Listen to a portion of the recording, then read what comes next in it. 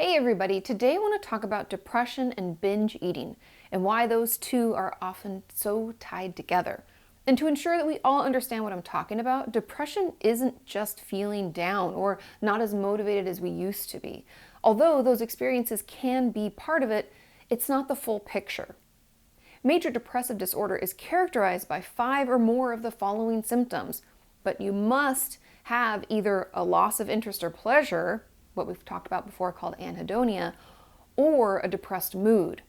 And the other symptoms are changes in weight, which they call appetite disturbance, sleep disturbance, sleeping a lot or not at all, psychomotor agitation or retardation, which really just means that we're either moving more or less than normal. We could feel really fidgety or super lethargic, fatigue or loss of energy nearly every day, feelings of worthlessness or excessive inappropriate guilt nearly every day, difficulty concentrating or indecisiveness, and recurrent thoughts of death or suicidal ideation without a plan. And so that's what major depressive disorder is. Those symptoms, those 5 that you had to have, must last for almost all of your days for at least 2 weeks.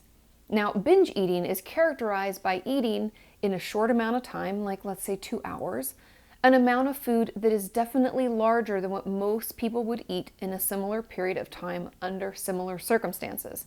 And there has to be this sense of lack of control over eating during that episode. Now that we know what these two issues really are, let's talk about why they are so often connected. Now, the obvious connection is that depression can come along with an appetite disturbance, which could mean that when we are depressed, we eat more than we normally would. What I've heard from my patients and from all of you is that we can struggle to connect with our bodies when we're depressed, right? We just kind of shove things down and disconnect. And that can make it even harder to know when we are hungry or full. So we can find ourselves eating more than we normally would and feel uncomfortably full and possibly gaining weight as a result. Another reason these two issues can be connected is because we can find our depressive symptoms difficult to deal with, because they are. I mean, let's be honest. But instead of having other ways to cope, like seeing a therapist, venting to a friend, journaling, or we try those and still feel terrible, we end up using food to cope. Like I've talked about in the past, eating disorders are coping skills and a way for us to distract from what we are feeling. So if we're feeling depressed and not enjoying anything, we turn to food to make us feel better. Now, I'm sure you're thinking, but Kati, food doesn't really make me feel better. I just overeat, then I feel uncomfortable, and then I start to judge myself and I fall down a shame spiral. Well, I hear you. But the reason that we keep doing this is not because the eating makes us feel better. It just takes our mind off of the depression. Does that make sense? It's like the bad feelings and thoughts that come along with depression are just too much. So we would rather focus on what we are going to eat, how full we feel, and all that comes along with that. Even though it's not necessarily a better feeling, it is different and in a way lets us numb out from the other pain in our life. And I know that sounds so sad and not that great of a coping skill, but just remember that we don't always have other ways to deal with what's going on. And we all know how common it is for parents to reward children with food and withhold it if they've been bad.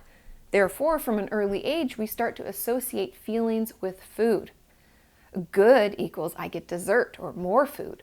Bad equals none for you, less food, as well as other thoughts and beliefs about ourselves and our relationship with food.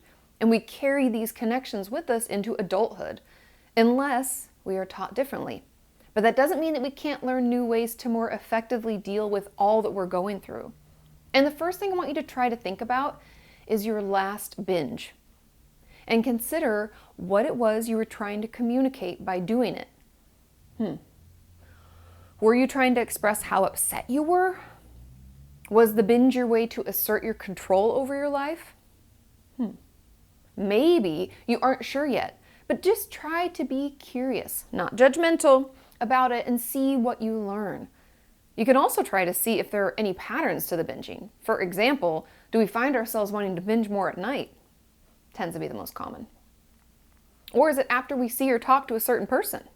It's possible. People can be triggering, right? Are there certain feelings that build up into a binge? Being a detective to figure out what patterns exist within our binging can help us pick the right tools to use to overcome those urges.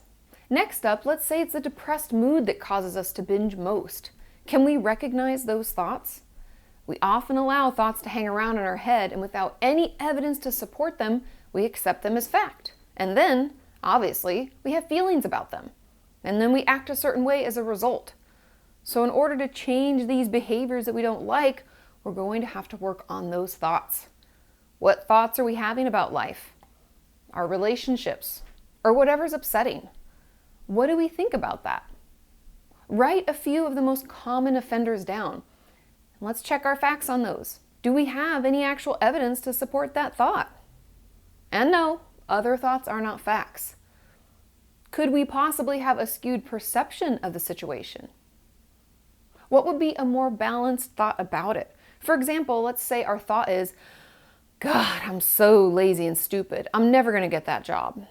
Well, after checking my facts and coming up with nothing but my own thoughts about myself, a more balanced thought could be something like, it's true, I haven't been as productive lately, but it is possible that it's because of my depression and not because of my intelligence.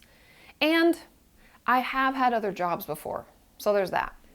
Now, that may not work for you, so here's another example of a balanced thought. Some days I am lazier than others, but I have successfully held a job before, so it is possible that I could do that again. Now, the goal of these thoughts isn't for them to be positive, it's just for them to not be as negative. The change may seem small, but trust me when I tell you that you will feel this change in your mood. And that can, if your urges to binge are tied to those feelings, then doing this can lessen the number of urges that you have. And it can also help to get into the habit of checking in on our hunger and fullness, both physically as well as emotionally. Trying to do this every 3 to 4 hours, like how hungry is my body? Should I start figuring out what I'm going to eat? Do I want a snack or a meal? When did I last eat? How am I feeling today? Am I feeling so much that it's hard to know what my body needs? Am I maybe emotionally full or hungry for care and attention? Take the time to consider these things because it will help us get to know ourselves and our binging urges better, and it will allow us a chance to manage them more healthfully. Of course, we won't do it correctly each and every time, but we will get better as we check in more and more. And finally, do not get sucked into the ever-present diet mentality. When we find ourselves binging a lot and possibly gaining weight as a result, we can want a quick fix.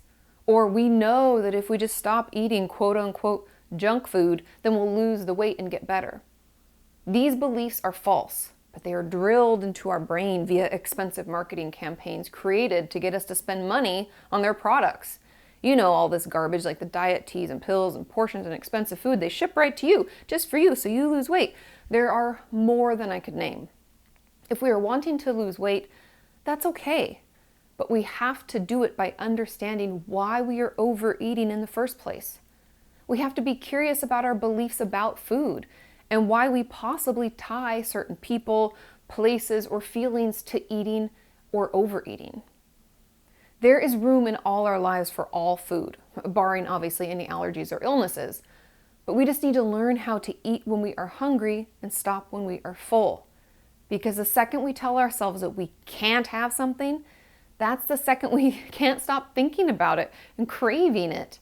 It's better to allow ourselves all food, as long as we take the time to check in with ourselves first. This will help keep us out of those shame spirals and judgment over what we ate, because we can overcome these urges, but we're gonna have to do it one thought at a time. And let me know of any other tips that have helped you overcome your depressive thoughts or urges to binge, because you never know who you could be helping. Thank you so much for watching, and I will see you next time. Bye.